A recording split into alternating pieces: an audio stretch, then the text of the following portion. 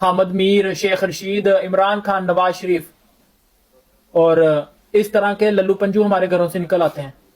پاکستانی گھروں سے اس طرح کے ٹٹو نکل رہے ہیں جو سی این این کو انٹرویو دیتے ہوئے کانپ جاتے ہیں. شاہ محمود قریشی کا وہ انٹرویو دیکھیں آپ.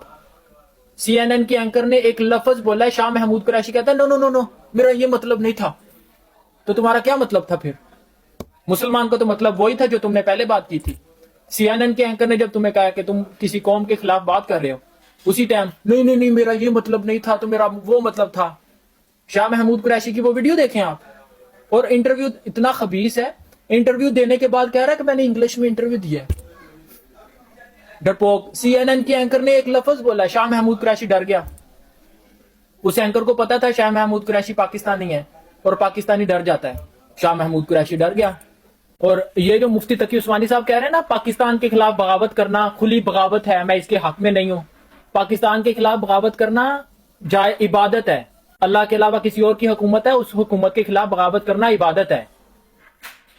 عدالتوں میں اگر انصاف نہیں چل رہا، اللہ کے قانون کے مطابق فیصلے نہیں ہو رہے، اس عدالت کے خلاف بغاوت کرنا عبادت ہے. یہ مفتی تقی عثمانی صاحب کو غلط فہمی ہے کہ پاکستان اسلامی ریاست ہے. آئی ایم پریٹی شور ان سے غلطی ہوئی ہے، انہوں نے جان بوجھ کے ایسا نہیں کیا. حسن ظن رکھنا میرا فرض ہے. مسلمان کے بارے میں حسن ظن رکھتا ہے. میں حسن ظن رکھتا ہوں مفتی تقی عثمانی صاحب سے غلطی ہوئی ہے کیونکہ وہ نارمل انسان ہے. ہی کوڈ اے مسٹیک، وہ مسٹیک کر سکتے ہیں. ایک طرف ہمارے یار مفتی تقی عثمانی صاحب نکل آتے ہیں جو کہتے ہیں لوگوں کو بغاوت نہیں کرنی حکومت کے خلاف. ایک طرف وہ طارق جمیل صاحب نکل آتے ہیں جو کہتے ہیں عمران خان کو سپورٹ کرو، باجوہ کو سپورٹ کرو. اور تیسری طرف ہمارے وہ نکل آتے ہیں مفتی طارق مسعود صاحب جو کہتے ہیں کہ نہیں نہیں ایجنسیاں اٹھا کے لے جائیں گی. یار ایسے ملا ہمارے گھروں سے کیسے نکل رہے ہیں؟ سوچے ذرا. جو پاکستان کے حالات ہیں، جب نبی علیہ السلام نے بدر میں بغاوت کی تھی، مکہ کے حالات بھی ایسے نہیں تھے. اور یہ ملا بیٹھ کے کہہ رہے ہیں کہ نہیں آپ بغاوت نہیں کر سکتے. کیوں نہیں کر سکتے؟ آپ نبی ہیں. پاکستانی ملاؤں کی تو یہ حالت ہے، ان کو یہ نہیں پتا غسل کا طریقہ کیا ہے. یہ ہمیں بتائیں گے اسلام ایک پولیٹیکل سسٹم ہے. یہ ہمیں بتائیں گے کیسے بغاوت کرنی ہے حکومت کے خلاف. ان کو تو اتنا نہیں پتا غسل کا طریقہ کیا ہے.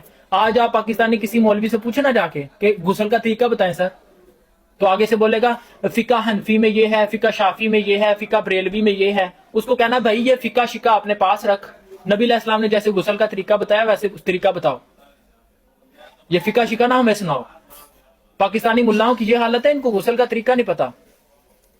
3 بار کلی کرو، 3 بار ناک میں پانی ڈالو، پورے جسم پہ بدن بتاؤ تو یہ غسل ہے. کس نے کہا یہ غسل ہے؟ آپ ہمیں بتائیں گے اسلام مذہب نہیں ہے. اور آپ مذہب ہی پریکٹس کروا رہے ہیں پاکستانیوں کو آپ 80 سالوں سے مذہب پریکٹس کروا رہے ہیں. آپ اسلام نہیں پریکٹس کروا رہے. ہماری مسجدوں میں مذہب چل رہا ہے، اسلام نہیں چل رہا. یہ اپنے بیان واپس لیں. جب تک یہ 3 ملا مفتی تقی عثمانی صاحب، طارق مسعود صاحب اور طارق جمیل صاحب، جب تک یہ تینوں بندے پاکستان حکومت کے خلاف بغاوت کے لیے اعلان نہیں کرتے، میں چھوڑنے نہیں والا ان کو.